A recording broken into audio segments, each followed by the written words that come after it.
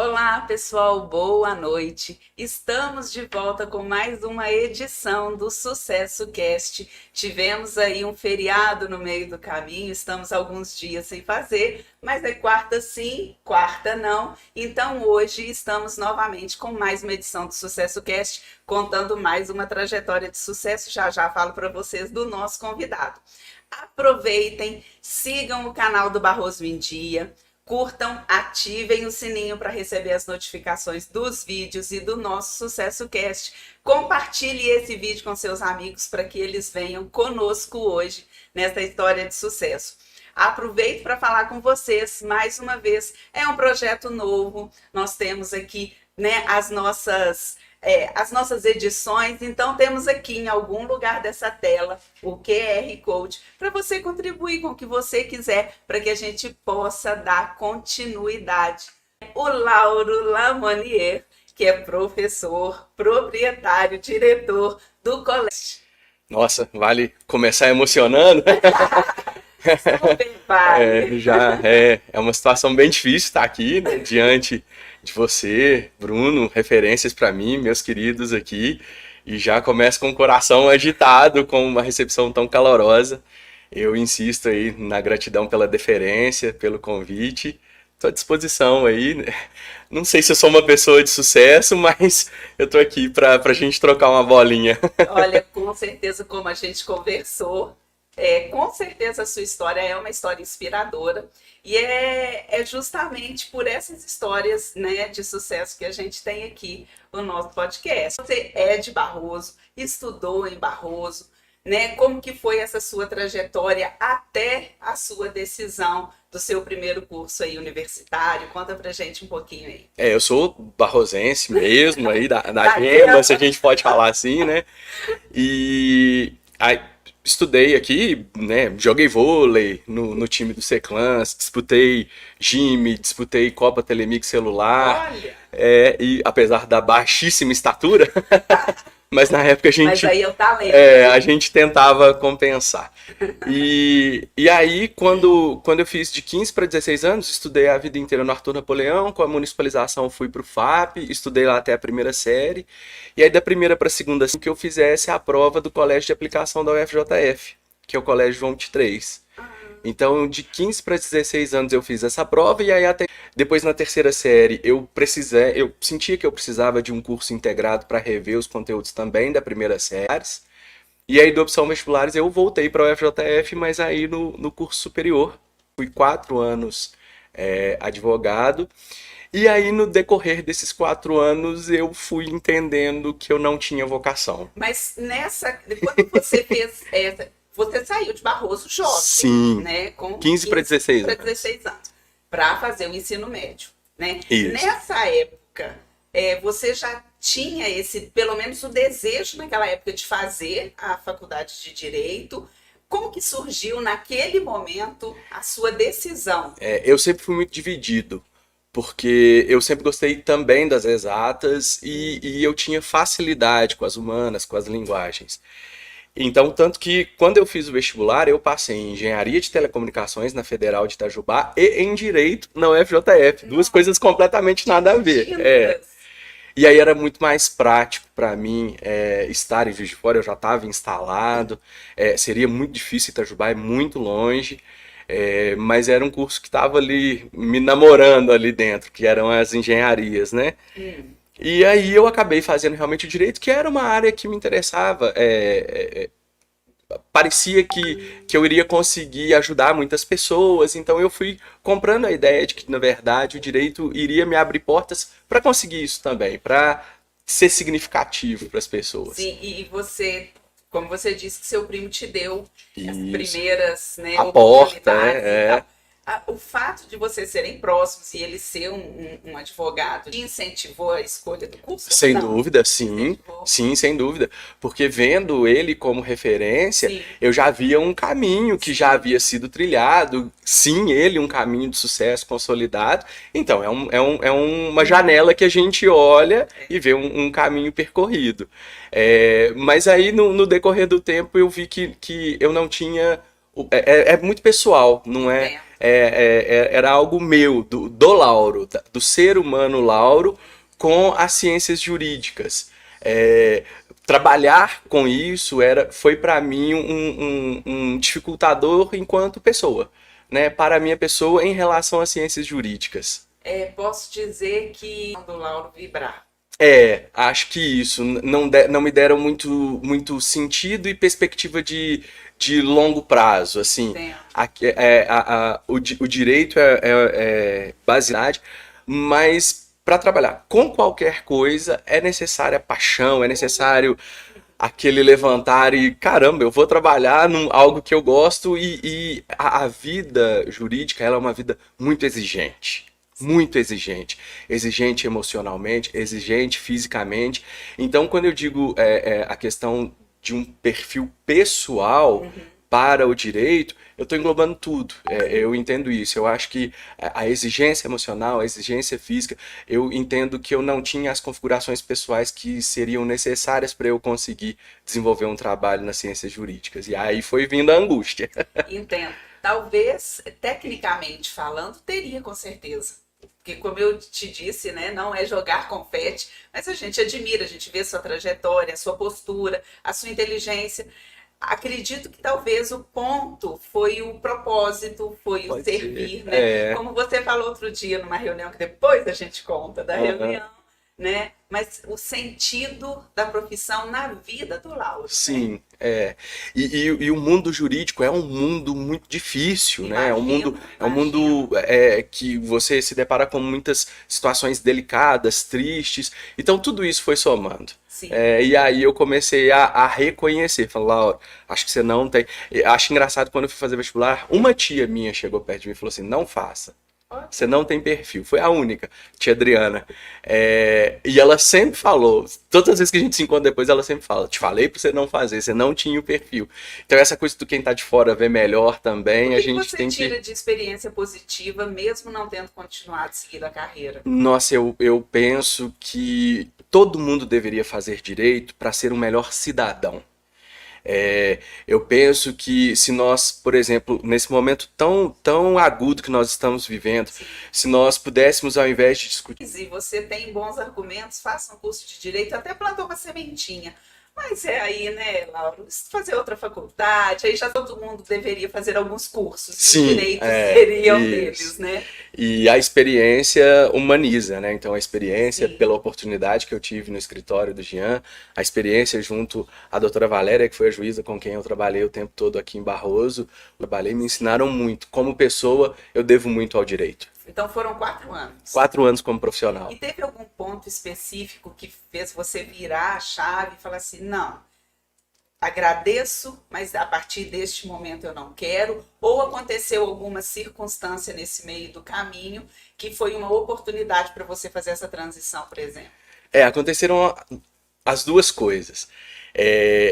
Houve uma vez que eu estava numa audiência em que eu sabia que a minha parte contrária, então eu era ex-adverso, eu tinha certeza, eu tinha uma convicção íntima muito grande que ela tinha direito, que ela deveria ser a vencedora do processo. Mas houve um problema de procedimento, houve um problema processual que impediu a realização do direito dela. Isso me deixou em crise. Eu falei, poxa, eu acho que essa outra parte tinha razão, eu acho que essa outra parte tinha direito. A sentença deveria ser favorável comigo. A gente estava fazendo um preparo para um recurso de direito do trabalho, em que eu recolhi numa guia e o juiz manifestou que deveria ter sido numa outra guia. Problema processual que prejudicou o direito da minha parte. Eu falei assim, eu acho que eu não consigo lidar profissionalmente com essa dicotomia, né? Tem o direito material, mas o direito processual. E aí, assim, vem aqui mais uma vez a minha admiração. Isso, é advogado. Muito difícil. Às vezes o direito é de direito, mas a parte técnica, às vezes a parte burocrática impede não realiza. Que a justiça seja... Todo o nosso aplauso, porque não é fácil, né? Realmente não é fácil. E aí vinha o preço, né? Então, é muito difícil, tem que ter muita dedicação, emocionalmente muito forte. E aí... quando eu ainda era advogado, eu substituí a professora Silvia, que estava grávida no Colégio São José. Foi quando eu comecei a dar aula. Eu falei, eu vou pegar uma experiência, porque quem sabe, às vezes, no futuro, fazer uma pós-graduação, alguma coisa assim. Ser professor, entrar na área Professor, acadêmica. alguma coisa assim. Então eu entrei no final de 2008, se eu não estou enganado, para substituí-la, e no limite da insolvência. Uhum. Então, eu entrei em 2008, em 2010, no final de 2010, o conselho do Colégio São José, que tinha então o Padre Fábio, o São Paulo Terra e o Célio, né? Que é até tio do Bruno, nosso parente, o Célio Reis, empresário. O São Paulo, na reunião, ele disse com todas as letras: o Colégio São José está insolvente. E aí, Hoje, diante disso, popularmente falando, tá falando. na beira da falência. Entendi. E aí, final de 2010, início de 2011, começou-se então e compram o Colégio São José. E aí, os professores não tiveram interesse. Aí, diante querem, e aí todo mundo foi assinando. Quando a gente estava na reunião esse ano, o Célio, né, Bruno? Pega, Laura, pega. Ele olhou dentro dos meus olhos, pega, vai dar certo, pega. Minha profissão. Entendo. Nessa situação de, tá, mas se eu sair, o que eu vou fazer? Eu vou ter que estudar de novo, vou ter que fazer um outro curso superior. O Colégio São José, eu adorei ser professor. Adorei, gostei demais. A sala de aula para mim foi terapêutica. E a estrela cadente na minha frente na mesma hora. Uau! E aquela angústia que tava, sabe quando você fica em paz, assim, ó. Aí na hora que eu fiz isso ao colégio, aí o Padre Fábio emocionou muito porque tinha sido Corpus Christi, e aí ele falou, eu rezei muito na missa de Corpus Christi para que aparecesse uma pessoa, a pessoa fosse boa pro colégio e que o colégio fosse bom para a cidade. E aí ele olhou pra mim e falou assim, você é essa pessoa. E aí eu enchi o olho da religioso na minha vida e aconteceu isso. E é o que me dá tranquilidade de trabalhar, saber que não foi uma opção da minha vontade. Na verdade, eu fui um instrumento de um desígnio que estava ali, que com certeza tá acima das minhas aspirações pessoais. E aí estamos aí fazendo 12 anos. Que bacana. E assim, para quem convive comigo, eu tenho muito isso comigo, que a gente tem um propósito, acredito, nessa terra, sabe? Uma missão. E eu não tenho dúvidas na sua fala que era sua missão, seu propósito de vida. Tinha alguma coisa preparada para você. Claro que você foi dando os passos, trilhando o caminho, porque eu não acredito que você senta no sofá e as coisas aconteçam, né? Mas os movimentos foram feitos e você foi ao encontro, né? Sem Dessa dúvida. sua missão, né? O Colégio São José me ensinou muito, né? O Invictus me ensinou muito, sobretudo a ser um gestor. Sim, Então, quando eu estive no Empretec, que você foi minha facilitadora, foi um dos eventos que eu participei que eu mais cresci enquanto ser humano. É impressionante, né? sim. Uma semana que te dá um salto de qualidade, transformação profissional. Então, assim como o direito me mudou muito como pessoa, a escola teve que me fazer profissional. Eu nunca fui empresário, nunca havia sido professor, nunca havia sido diretor, a não ser na transição. Então a escola me criou enquanto profissional, que eu sou ao direito, que me ajudou. Né? Entre ônus e bônus, né? Vamos falar de coisa boa. História que você, alguma coisa que você possa dizer pra gente, olha, tomei a melhor decisão de ser realmente o professor em primeiro lugar, né? Você, não posso dizer que você caiu de paraquedas na academia, no ramo acadêmico, não foi. Acredito que realmente já tenha um propósito por trás disso, mas enquanto gestor, enquanto proprietário, enquanto empresário, né? Sim, são 12 anos, dá bastante história, né? É, eu olho para o Invictus e eu vejo a realização da pretensão maior, que era conseguir ajudar as pessoas. Então, ajudar os meninos, quando a gente ajuda os meninos, ajudar as famílias que estão lá. Há alguns casos. Eu penso que na pandemia, o fato de a gente ter conseguido se organizar de uma tal forma que todo mundo tivesse conseguido ficar em segurança, foi uma das coisas que mais me realizou. Então é como se fosse um desafio grande que vocês enfrentaram, mas ao mesmo tempo, né, Pois é. E assim, a gente sabe que não foi um trabalho de qualidade nossa, o que foi oferecido pelas escolas como um todo no online. É claro que é uma qualidade que hoje, né, engenheiro de obra pronta vai analisar e a gente vai apontar inúmeras deficiências. Mas a coesão de equipe que a gente conseguiu ali, então o que eu consegui entregar para a minha equipe no sentido de deixá-los tranquilos, dizendo, olha, não vai ter nenhum tipo de diminuição na remuneração de vocês. Olha, vocês vão ficar em casa, nós vamos trabalhar em casa, nós vamos aprender a trabalhar. Eu acho que foi um desafio que me permitiu cuidar da minha equipe como eu nunca tinha cuidado antes. Olha, Isso para mim é muito significativo. sim. Então, independente, né, de todos os desgastes, desafios, a gente está todo mundo doente, mas olhar para a pandemia e ter e ver na nossa história que eu consegui deixar o meu time não tranquilo em casa, porque Não, ninguém ficou ninguém tranquilo ficou. dentro de casa, mas não exposto, Sim. pelo menos não E exposto a um risco passar maior. por esse processo juntos, Sim, com apoio, né? sim, são histórias assim que marcam. Há histórias de pessoas que oferecem bolsas e pagam, às vezes, para nem tão parentes assim, às vezes para um afiliado ou outro, isso me marca muito. Então eu tenho pessoas lá que pagam o valor da mensalidade integralmente para alguém que não é filho, que não é sobrinho, que não é próximo. Então eu vejo assim atos concretos ali de carinho, de amor ao próximo. É a rede do ambiente daquilo que eu imaginei, uma rede de carinho, de significado que vai puxando assim. De estalo, eu acho que a que mais me marcou foi a pandemia. A gente ter conseguido fazer isso. E podemos dizer que saímos, né, bem frente a todos os desafios, porque uma crise mundial, sanitária mundial, ela impacta de uma forma, como você disse, né? Saímos, entre aspas, né, doentes, porque mentalmente mexeu com todo mundo, né? No limite do possível a gente saiu E doente. com os alunos, né? Sim. Qual foi o principal desafio com os alunos, Lauro? Emocional. Emocional? O desafio pandemia, o desafio pós-pandemia é o desafio emocional. É o desafio de voltarmos a ser pessoas saudáveis. É o desafio. Porque o desafio de aprendizagem é algo que não adianta a gente sofrer. Perdeu-se.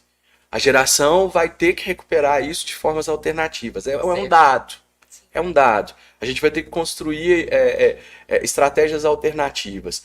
Agora, sem um emocional saudável, nada do que a gente projetar vai funcionar. Então, e aí é um emocional coletivo, assim, é o que acontece na sociedade reflete na escola.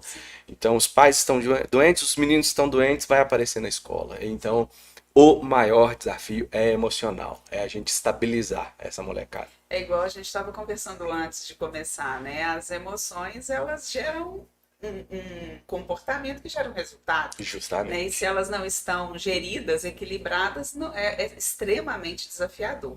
Agora, falando em termos de educação no Brasil, né?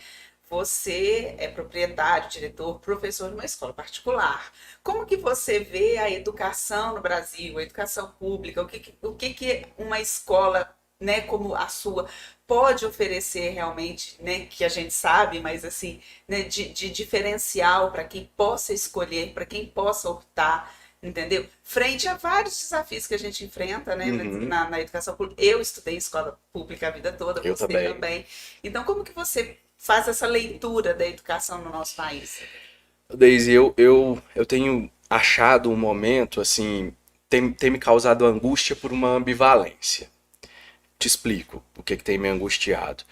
Eu penso que nunca houve uma oportunidade de instrumentos eficazes para a gente ter uma educação de qualidade como agora. Então, por exemplo, eu, você, o Bruno, nós fizemos faculdade sem internet dentro de casa, dentro do apartamento. E fizemos. A nossa geração, eu tenho certeza que vocês vão confirmar isso comigo, a nossa geração olha para o atual momento e vê muito mais oportunidade do que a geração que está inserida. O nosso olhar é um pouco diferente, a gente olha oportunidades. Então eu posso afirmar com tranquilidade que nunca foi tão fácil a gente fazer uma revolução pró-educação como agora. Sobretudo porque a gente tem instrumentos que vão flexibilizar espaço, tempo, custo e todo o desenrolar disso que levariam a gente a uma revolução na educação. Isso no Brasil, isso em inúmeros países do mundo. Mas eu não vejo dentro da nossa sociedade, e aí aqui eu tenho que falar só do Brasil, porque eu não conheço as outras, eu não vejo um angariar de forças, um angariar de energias para aproveitar essa oportunidade. Então, para ilustrar o que eu estou querendo dizer, apesar de tantas ferramentas surreais, incríveis que a gente tem, eu vejo muito mais energia sendo gasta para a produção de entretenimento do que com a educação. de formação, do que de educação. E tem problema produzir entretenimento? Definitivamente, de forma alguma. Mas qual é o tipo de país que a gente quer pra gente? E aí, eu gosto muito de analisar o caso da Noruega. A Noruega, 500 anos atrás, era uma região agrícola, era uma colônia agrícola da Dinamarca, com uma condição geográfica nem tão favorável, com pró e contra e tudo mais, e aí a Noruega achou petróleo no território. E aí o que a Noruega começou a fazer? Começou a investir, criou um fundo, e hoje o Estado da Noruega é dono de quase 2% de todas as ações das bolsas de valores do mundo. Então eles têm uma tranquilidade financeira exponencial. E aí vem o conceito da educação. Porque o que eles fizeram com esse dinheiro? Eles investiram em bem-estar de qualidade da população. E eu não vejo nós com uma visão, porque isso é uma visão que é fruto da educação, Sim. que é fruto de uma concepção educativa. E eu não vejo nós pegando os nossos ativos, as nossas reservas, o nosso tesouro e pensando, gente, vamos investir em bem-estar, vamos investir numa estrutura para os nossos cidadãos, se não para nós todos hoje, mas para os nossos cidadãos daqui a 200 anos, porque foi isso que eles fizeram. Em 500 anos eles saíram de uma estrutura de colônia agrícola e passaram para ser o maior agente de capital financeiro a título de Estado quase que do mundo, se a gente considerar proporcionalmente. Por mais que às vezes alguém vai objetar, mas lá só tem 5 milhões de habitantes, aqui tem 200 milhões, não é bem isso. Eu penso assim, É o comportamento. é atitude. É atitude. E eu não tô vendo a gente pegar os nossos ativos, as nossas riquezas e falar, olha, a gente não vai pegar as nossas riquezas e consumir isso em experiência de entretenimento, de prazer agora. A gente vai criar uma estrutura que possibilite a gente alastrar um bem-estar para o maior número de pessoas possível, porque lá eles fizeram isso. E em cima desse bem-estar, a pessoa ela vai ter uma situação tão confortável que aí sim ela vai escolher o que ela quer desfrutar, em que ela quer se entreter. Você acredita que esses investimentos revertidos para a educação podem fazer uma mudança de mentalidade? Então, Deise, eu fico às vezes em dúvida de achar que eu acho que a gente poderia aumentar os investimentos no Brasil, mas eu me preocupo também com a qualidade da gestão no sentido de qual é a direção Sim. que esses recursos vão tomar. Sim. Então é a mesma situação. A Noruega deu uma direção. Olha, crie-se um fundo, é o maior fundo de investimento em ações do mundo, é coisa trilionária, e a partir dessa segurança a gente distribui bem-estar para o povo. Então não adianta só a gente ter muito dinheiro, né? A gente vai investir como? No agora ou no futuro? O que eu penso, Deise, é que a educação brasileira, e aí isso é reflexo da visão brasileira, a gente tem pensado pouquíssimo no futuro. Pouquíssimo no futuro.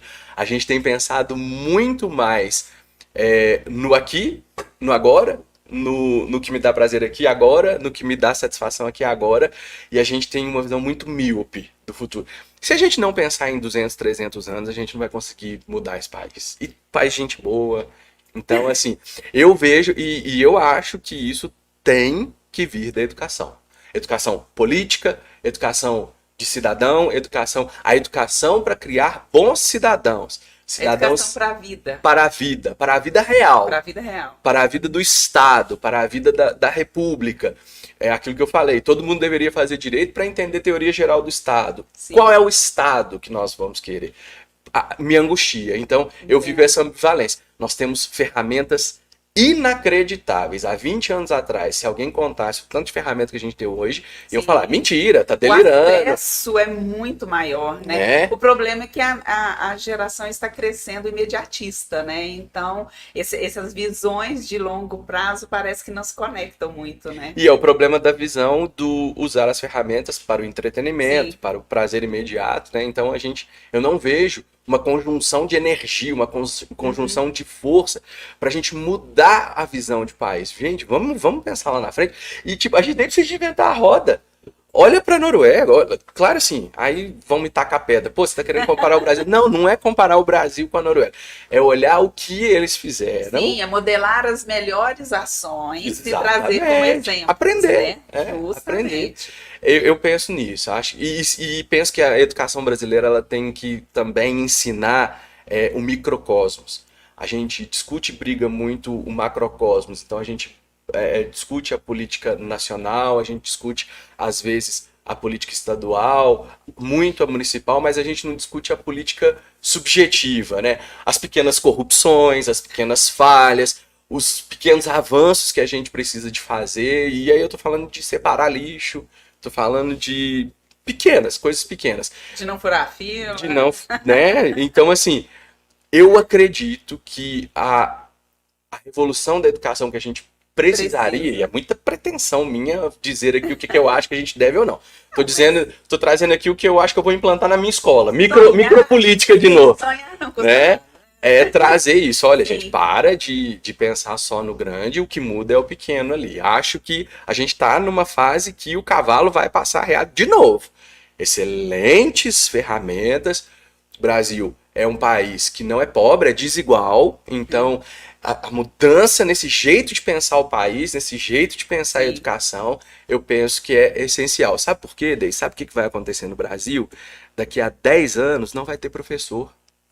A gente está entrando já numa curva que está declinando. Tem algumas profissões já com esses estudos. Você vê a parte da educação nesses estudos também? Daqui a 10 professores? anos já. Hoje O já pessoal não vai tem. ser autodidata? Não, aí é que tá. O que vai ser de uma sociedade sem Sem professor? professor? Porque a gente pensa, o que é uma sociedade sem líderes? Sem as pessoas que estão à frente das empresas que geram emprego, das pessoas que estão à frente do público que pela política fazem a gestão Sim. do bem comum. O que é uma sociedade sem médicos para cuidar Sim. da saúde do povo, sem líderes espirituais? Sim. E o que é uma sociedade sem Sim. professores? Daqui a 10 anos nós vamos saber, porque não tem. Tudo isso é o quê? É uma visão que é uma visão espoliada. A educação o projeto brasileiro de educação é um projeto espoliado. E não adianta a gente esperar que Dom Sebastião volte e salve o país. Nós vamos ter que construir isso no microcosmo. Lauro, você acha que isso vai dar certo? Eu acho que é o que é possível para eu, Lauro, fazer. Alterar ali o microcosmo, colocar sementinha na cabeça dos meus meninos e ver o que dá. Não é qual o país vamos deixar para os nossos filhos, quais filhos vamos deixar para formar esse país, né? Justamente. E assim, aí eu vou entrar no assunto do novo ensino médio, que eu acredito que vem ao encontro da proposta, da sua proposta enquanto gestor do colégio. Mas para isso vamos dar uma paradinha. Claro. Gente, aproveita. Curta o canal do Barroso em Dia, ative o sininho de notificações, compartilhe esse vídeo. Olha quantas inspirações nós estamos tendo aqui hoje com o Lauro. Envie para os seus amigos. Quarta sim, quarta não, edições do Sucesso Cast com trajetórias de sucesso. Eu, Deise Ferreira, em parceria com o Barroso em Dia, com meu amigo Bruno Ferreira, que hoje está aqui nos bastidores. E aproveite... QR Code em algum lugar dessa tela, contribua com o nosso projeto, para que a gente possa dar continuidade e conhecer, né, todas essas histórias, principalmente as histórias, né, aqui de Barroso. Eu já estou encantada até com a sua história de todo o início, né, como se deu essa sua vocação ou habilidade ou missão aí para essa vida que você tem hoje, contribuindo aí com seus alunos, com as famílias, né, dos seus alunos. Mas, Lauro, a gente comentando sobre a educação no Brasil e como você acredita que isso possa ser feito quando você fala de microcosmos, seria a atitude dentro, aproveitar a própria escola para já fazer essa educação na formação dos meninos, né? E aí a gente tem uma proposta que eu acredito que seja do governo federal, né? Sim. Que é o do novo ensino médio. Conta pra gente, então, como é essa, porque... posso dar um spoiler? Claro. Inclusive, você fez uma reunião com os pais semana passada, né? Que são tem a ver com as horas das disciplinas obrigatórias e tem as propostas das matérias eletivas, né? Então conta pra gente como que o Estado, o governo, né, está pedindo esse novo ensino médio, como que o Invictus já está preparado para alguns processos nessa caminhada, como que vai ser isso, para o pessoal poder entender, porque aí não vai ser só o Invictus, né? Não. Todo o ensino médio do país Nacional. todo, né? Isso. O novo ensino médio é mais um item que se encontra aí nesse meu sentimento de angústia. Sim. Porque eu vejo como uma muito boa oportunidade. É a oportunidade que a gente tem de desengessar um pouco a formação do menino para que ele estude aquilo que para ele faz sentido. E aí eu posso dizer, depois do que eu acabei de relatar aqui, que é só aquilo que faz sentido que empurra a gente para frente. Com certeza. Foi o que aconteceu com você. Foi o que aconteceu comigo. Então o menino, de uma certa forma, o que aconteceu comigo, né? O que vem acontecendo. Certo. Então, o ensino médio vai possibilitar antecipar o menino a se conhecer. Sim. A ver aquilo que eventualmente possa vir a fazer sentido para ele ou não vir a fazer sentido. Precisa ser bem feito, precisa ser bem estruturado, precisa ser bem pensado, precisa de um conhecimento da comunidade escolar muito bem feito, muito bem detalhado, para que não vire um projeto para inglês ver, para que não seja alguma coisa para constar, e aí pra mais uma ideia interessante brasileira que vai aí enferrujar porque a gente não conseguiu fazer bem feito. Então, a minha posição, claro que do ponto de vista de onde eu estou em gestão, é que é uma excelente oportunidade. Uma escola é muito pequena, e isso facilita muito o manejo, né, a facilidade. Acho que escolas grandes, públicas ou particulares, vão ter muito mais dificuldade. Então eu tenho amigos com contato com jesuítas de Juiz de Fora que já me relataram essa dificuldade, tenho amigos em outras escolas particulares que estão enfrentando aí dificuldades.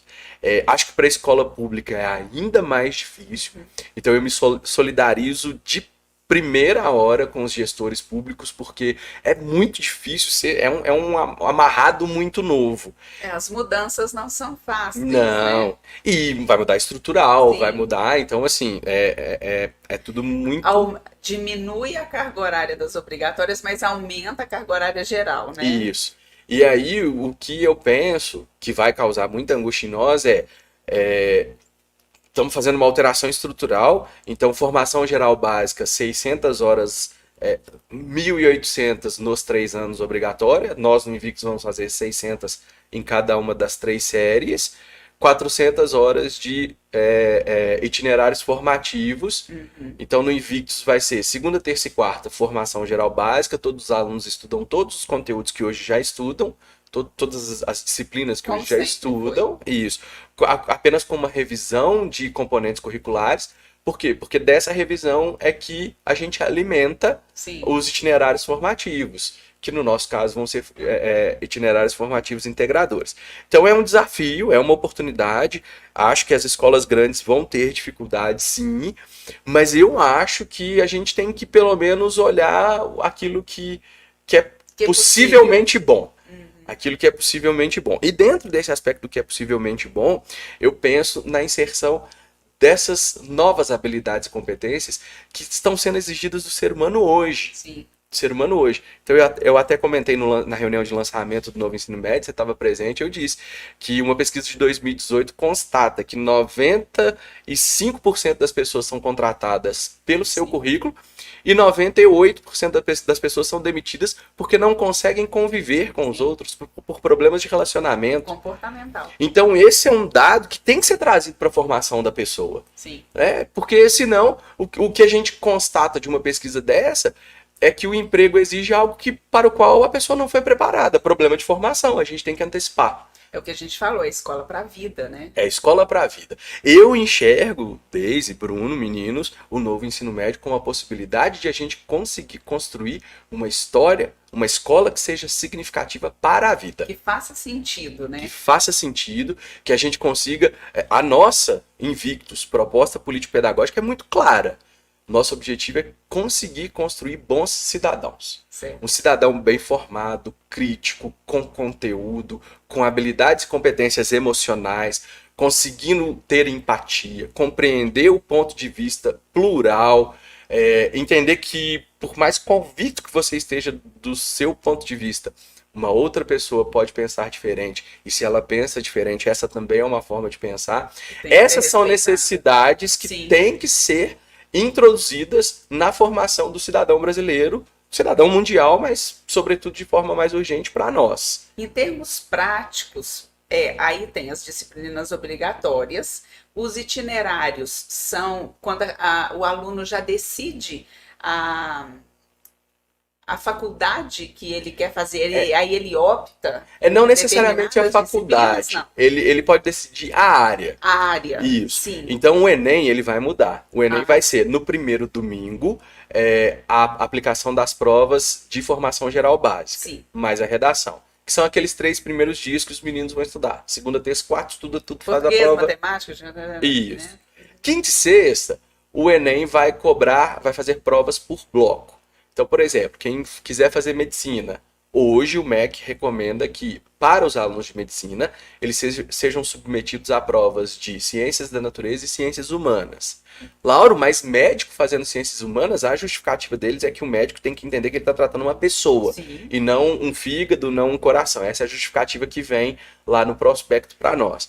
Se o aluno for fazer engenharia, ele no segundo dia ele vai fazer uma prova de ciências da natureza e matemática. Se ele quiser fazer direito, ele vai fazer uma prova de ciências humanas e linguagem. Se ele quiser fazer arquitetura, ele vai fazer de matemática e de ciências humanas. Esses vão ser os 4 blocos que vão ser cobrados lá no Enem. E aí eles são obrigatórios a partir do momento que eu, enquanto aluna, eu tenho já que tomar uma decisão. Pelo menos diária. Pelo menos diária. Aí eu não sei se eu faço odonto ou medicina, mas eu vou fazer a área de saúde. Se eu arrepender. Se eu arrepender, no próximo ano eu troco o itinerário. Não tem problema. E em termos de prejuízos? 3 anos.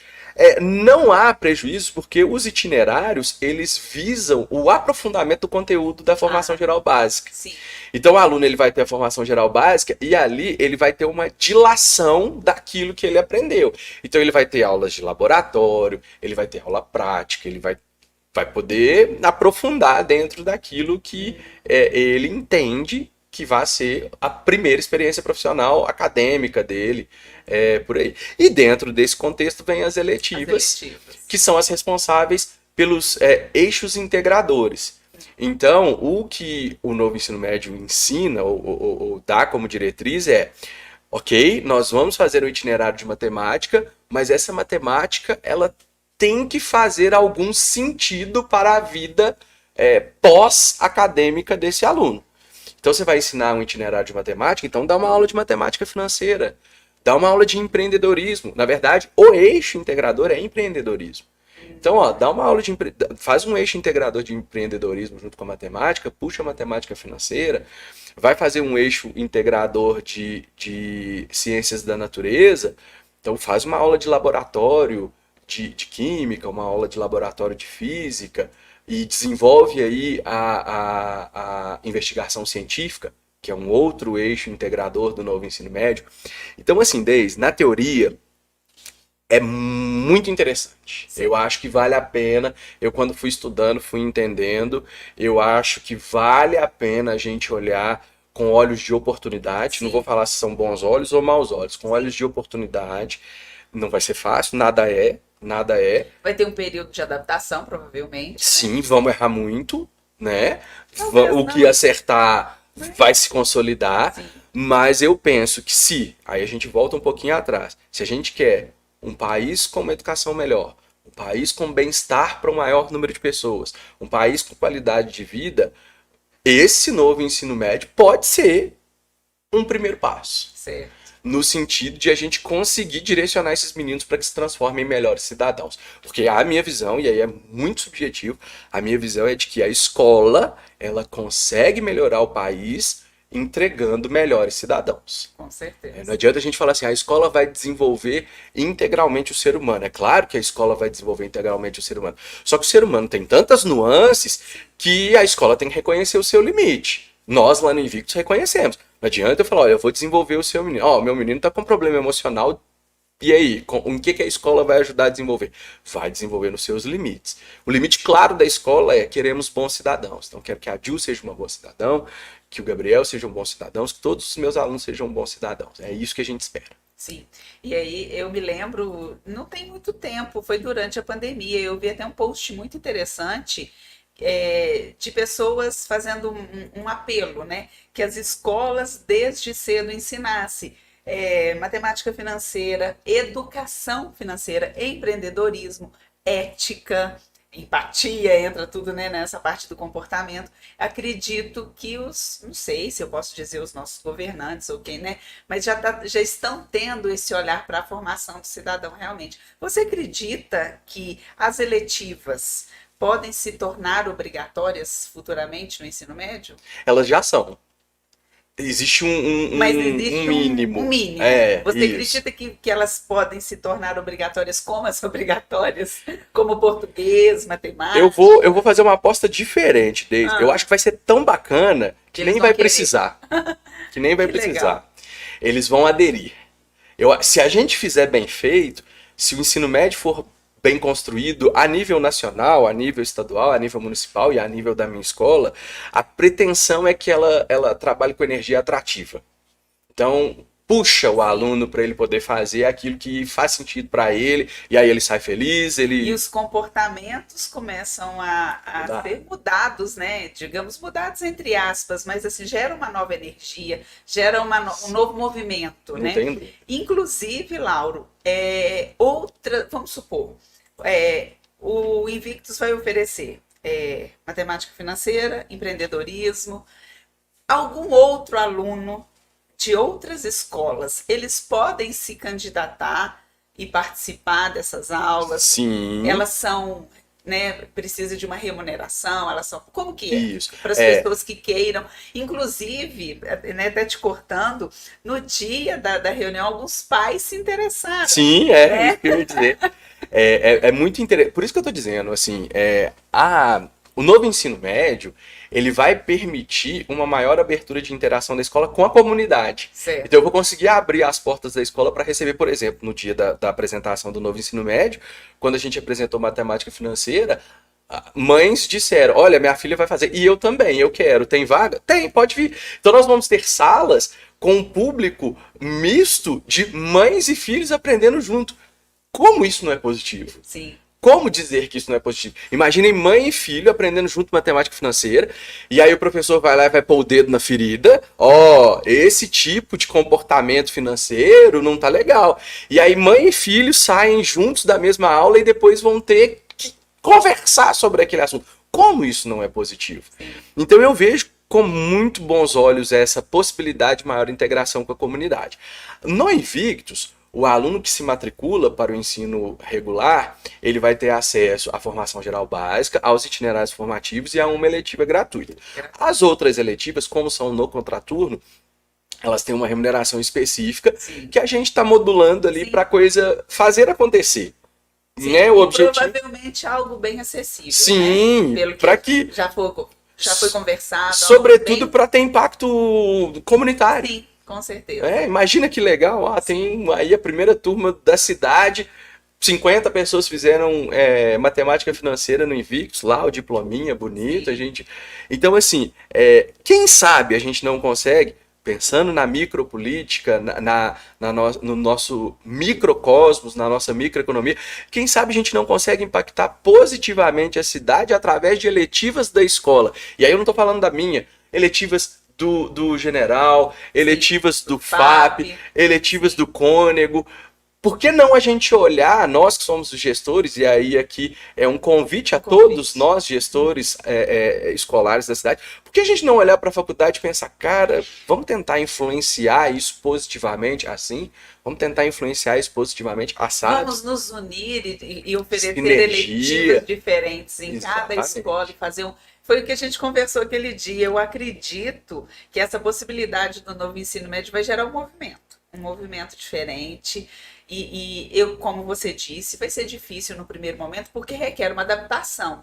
mas vai com o tempo trazendo um novo olhar. Eu concordo. E aí eu penso, Deise, que nós somos muito privilegiados por estar em Barroso. Eu acho o capital humano de Barroso muito acima da média de onde eu tive que lidar com capitais humanos, como por exemplo Juiz de Fora e outras cidades pelas quais eu passei e tive que trabalhar, fazer estágio, essas coisas assim. Eu acho que a comunidade de Barroso, por ser tão bem qualificada, consegue fazer essas sinergias de uma forma até bem intuitiva. Falta ter o start. Falta ter ali o primeiro passo. Funcionou, já vai, daqui a pouco tem, talvez seja um novo modelo de associativismo, e aí aqui eu falo como presidente da CIB, tudo está mudando, então talvez esse modelo mais formal, mais regrado, mais institucional de associativismo, talvez ele tenha ali um limite para atuação. Sim. Pode ser que esteja nascendo um novo modelo aí de associativismo e a escola quer muito fazer parte aí da comunidade, quer muito ajudar. E você falou uma coisa muito interessante. Eu estive como professora por uns anos, né? E eu me lembro, trabalhei com excelentes professores, tanto na rede municipal quanto na rede estadual. Tem alguns que eu tenho contato até hoje, e é fato. Temos bons professores, um capital humano realmente muito bom na cidade. E temos também uma parceria, né, com Cultura Inglesa, né? Sim, dentro então de todas essas eletivas, nós estivemos no primeiro contato com a Luciele, que é a diretora da unidade Barroso. Que o Bruno conhece muito bem. Que o Bruno conhece muito bem. E posteriormente nós tivemos o contato com o Eduardo.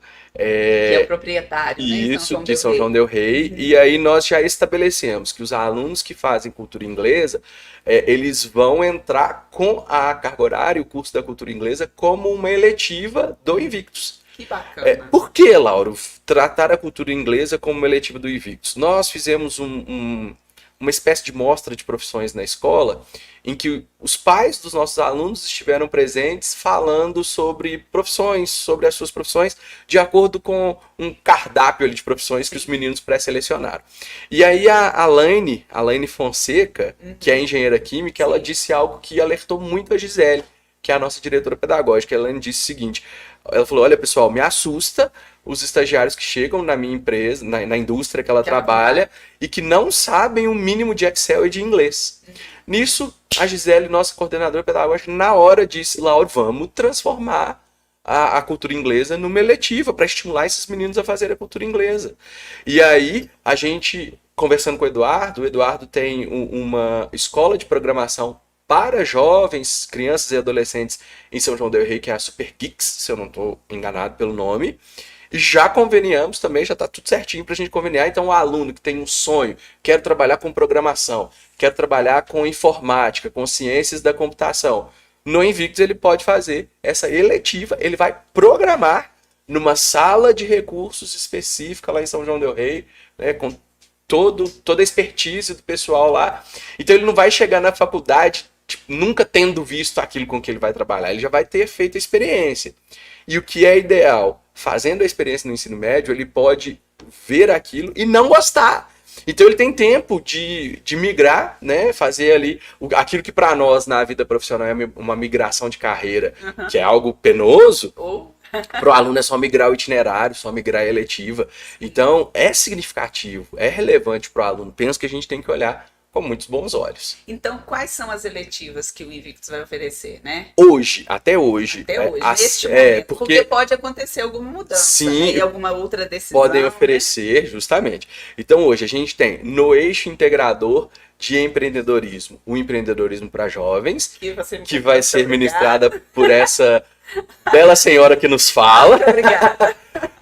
Eu vou entrar com a matemática financeira, uma eletiva porque eu já faço isso no ensino médio. Sim. Então, os alunos de primeira série do ensino médio já saem com um conceito de matemática financeira muito bem sedimentado, só que eles ficam loucos. Quando eu dou aula, eles querem, Laura, então como que eu faço para comprar ação? Se pudesse, eles compravam ação ali. Eu falei, gente, não é assim. Então, é um simples desenvolvimento daquilo que a gente já faz na formação geral básica. A cultura inglesa já chegou com a gente, então quem faz cultura inglesa pode agregar essa carga horária como eletiva. A Super Geeks já chegou com a gente, então quem quiser fazer uma experiência de programação vai até São João, vai fazer o curso com eles e vai trazer os resultados, a carga horária, as notas, tudo conosco. Nós vamos ter itinerários integradores de aprofundamento, então as professoras das ciências da natureza, a professora de redação vão oferecer aí, é como se fosse, entre aspas, a cara de cursinho, né? Uhum. A gente conhece como cursinho, sim, mas é para aprofundar, para se preparar para as provas, né? Isso. O professor de história, Richardson de São João del Rei, vai oferecer 2 módulos bastante interessantes, um sobre capitalismo, estrutura do capitalismo, e outro sobre história do Brasil. Olha. São também bastante interessantes. Deixa eu ver se eu não estou esquecendo de ninguém, porque senão vão me xingar.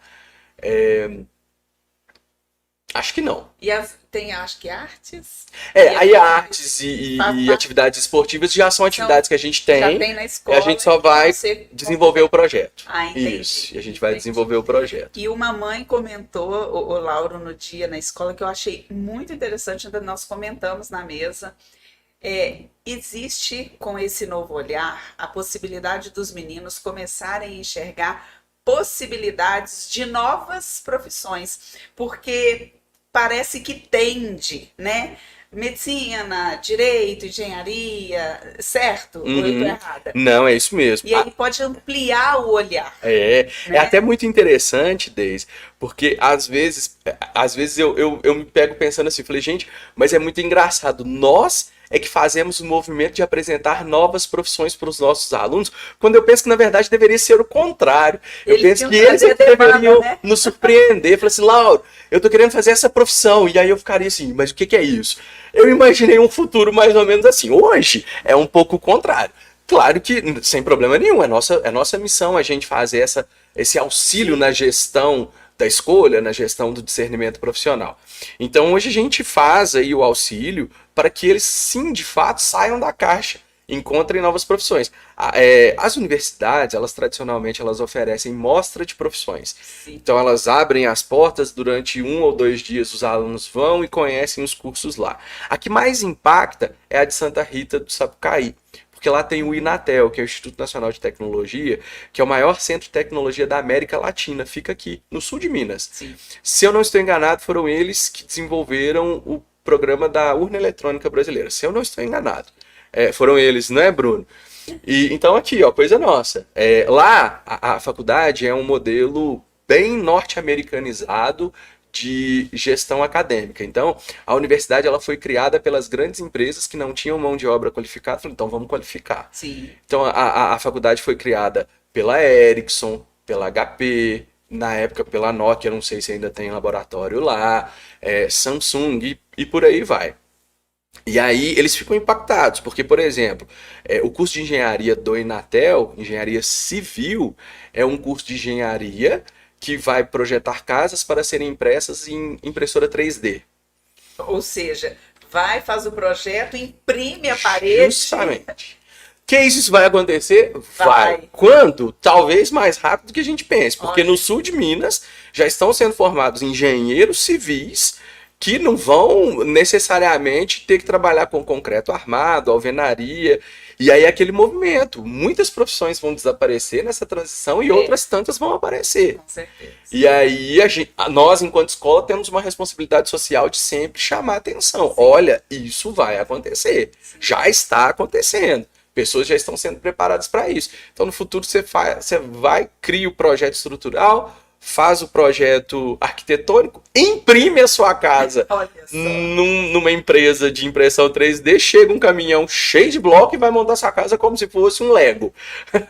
E aí, obviamente... Em alguns dias, ou minutos, ou horas, talvez. Obras que às vezes demoram 2 anos, vão terminar em 2 semanas, 3 semanas. Talvez o que vai acabar... vai demorar, vai ser o acabamento que vai continuar sendo mais primoroso e que sempre demora mesmo. Então, Deise, isso é essencial. É essencial por quê? Porque, obviamente, há profissões que nunca vão desaparecer. O médico nunca vai ser substituído, o professor nunca vai ser substituído, há profissões que nunca vão desaparecer. Outras, sim, vão desaparecer. E é uma responsabilidade com o nosso alunado deixar isso muito claro. Pensem fora da caixa. Sim. Eu gosto muito de usar a expressão pensem como alunos do século XXI que são. Sim. São alunos do século... Eu sou um aluno do século XX. Eu pensei como século XX. Vocês têm que pensar como século XXI. É verdade. E essa proposta pode trazer essa junção do olhar tecnológico, mas eu acredito que um resgate para o olhar humano, né? Como você disse, essa estatística que você falou, eu sempre levo nos meus treinamentos. As pessoas são contratadas pelas habilidades técnicas. A gente recebe os currículos e costumam muitas vezes serem demitidas pela falta de habilidade comportamental, pela falta de inteligência emocional, relações humanas, empatia, resiliência. E aí entra né, assim, muitas variantes, né? E que bom um mundo em que a gente não precise de fazer serviços que máquinas façam, para que nós, seres humanos, possamos ser seres humanos. Para nos voltarmos ao tempo de sermos humanos. De ter tempo livre. De ter tempo livre, de ter qualidade de vida. Né? Justamente. Sem deixar de ter esse olhar para o mundo profissional que está chegando. A gente até comentou do metaverso, né? Possibilidades aí, médicos com esse olhar, né? Vou fazer um scanner, né? Uhum. E muitas outras possibilidades, como a casa que você falou, né? Dos projetos de engenharia civil e tal. Lauro, alguma coisa que você considere importante, interessante para você comentar com a gente, seja do novo ensino médio, seja da educação, seja do papel do Invictus, que você gostaria de falar com a gente aí? Eu penso assim, para mim é muito difícil estar aqui. Não, mas assim, a população de Barroso conhece a história do Bruno enquanto liderança jovem e a revolução que ele fez no processo honesto de informação na cidade, né? O processo profissional, até mais do que honesto, né? Honesto e profissional. Então, é uma referência para mim desde que eu tenho 5 anos de idade. Eu vejo o Bruno liderando o pessoal aí em Barroso nas gincanas. Sim. Bruno em Belo Horizonte estudando, coordenando a equipe aqui em Barroso. Eu lembro que isso foi um show. Uma das coisas mais fantásticas que eu vi foi o Bruno, líder da explosão, acho que era a explosão na época, né? Estudando em Belo Horizonte, coordenou tudo por telefone. Naquela época não tinha WhatsApp, internet, muito menos. E aí chegou aqui e estava tudo pronto. Isso me marcou muito, muito mesmo. Tá na frente da Daisy, que é uma referência desde que eu sou criança, né? Quando eu era criança, eu olhava pra Daisy e falava, é a mulher mais bonita de Barroso. Era a Angélica. Nossa, então, hoje eu estou sendo entrevistado pela mulher mais bonita de Barroso. Acho que eu consegui. E além disso, eu fui sua professora. Pois é. E além disso, pela trajetória profissional, pelo impacto positivo que dá pensar o empreendedorismo, sonhar o empreendedorismo, porque para muita gente que pode olhar o nosso podcast e falar assim, nossa, que devaneios, que mundo ideal que esse pessoal tá pensando, né? E assim, alguém tem que pensar, vamos tentar, vamos sonhar, né? Então, para mim, assim, é realmente muito significativo. É muito significativo estar na frente da Ju, que é uma aluna histórica para nós lá no Invictus, aprovada em medicina na UFJF, sempre muito competente. Tá vindo aí o Gabuto agora, né, Gabriel? Tá chegando aí para mim, já é aluno da escola, mas tá chegando enquanto aluno que eu vou ser professor. Se eu tiver que amarrar alguma coisa, a palavra é gratidão. Na minha vida, de uns tempos pra cá, eu comecei a decidir a ter uma atitude na vida que ninguém me deve nada. Deus não me deve nada, a minha família não me deve nada, os meus amigos não me devem nada, as pessoas que trabalham comigo não me devem nada, ninguém me deve nada. Tudo que eu recebo é graça, tudo que eu recebo é presente, porque a partir do momento que ninguém me devia, se eu recebi, é um presente. Né? Não é um pagamento, não é uma dívida, é um presente. Então, para mim, hoje eu recebo um presente que eu nunca sonhei, nunca imaginei que eu pudesse estar sendo entrevistado por algo que nem fui eu que fiz, porque eu tenho certeza que foi Deus que conduziu tudo desde da opção. Foi o instrumento, e eu aceitei só viver a história. E se eu puder deixar uma palavra para as pessoas empreender é difícil? Ser empregado também é difícil, tudo na vida é difícil. Sim. Mas a gente precisa de bons empreendedores, bons líderes, bons empregados, bons cidadãos, bons profissionais, a gente precisa de bom de tudo. E eu acho, e aí aqui eu vou de novo impregnar minha fala com a minha visão religiosa.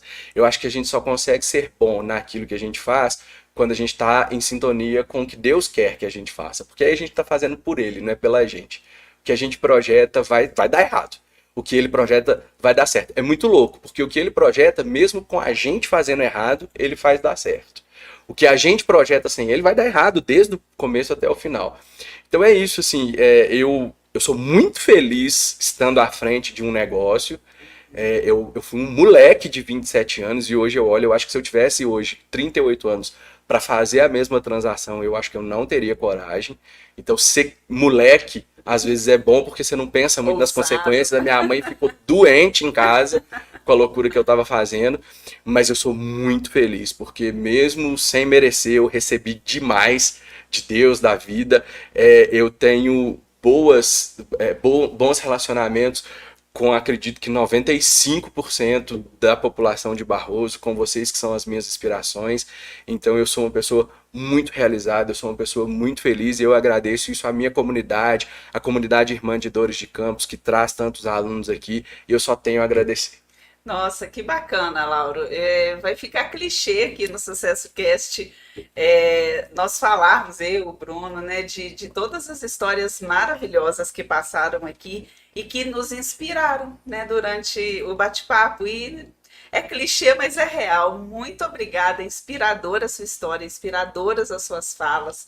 Essa sua mensagem espiritual é muito importante para a caminhada de todos nós. A sua garra enquanto jovem, que foi muito importante pela história que você construiu, junto com os professores, com os funcionários, com os alunos, com os pais, né, no Invictus, não foi por acaso. Eu acho que estava, não sei, né, traçado mesmo. Deus, como se diz, né, faz o caminho, você põe, né, colocando o seu pé, ele põe o chão, né? Então, assim, muito obrigada por toda essa inspiração hoje. Eu vou sair daqui engrandecida, acredito que o Bruno, o Gabriel, a Júlia também. Muito obrigada. A gente é que agradece o nosso sentimento de gratidão pela confiança no nosso projeto e por você nos inspirar realmente hoje aí. Muito obrigada. Eu que agradeço. Muito obrigada. Pessoal, então é isso. Nossa, não dá nem vontade de encerrar essa edição do Sucesso Cast hoje. Obrigada para você que esteve aí conosco. Compartilhe esse vídeo, né, com seus amigos para levar essa história linda do Lauro e todas as inspirações de hoje aí para mais pessoas. Curta o canal do Barroso em Dia. Assine lá, né? Coloque, né? Assine, não é? Assine. Se inscreva no canal, né? Ative o sininho, né? Para você receber as notificações dos vídeos do Barroso em Dia e do nosso Sucesso Cast. E esteja com a gente aí daqui a 15 dias em mais uma edição, em mais uma história de sucesso aqui conosco. Uma boa noite para todos vocês aí. Obrigada, Laura. Eu que agradeço.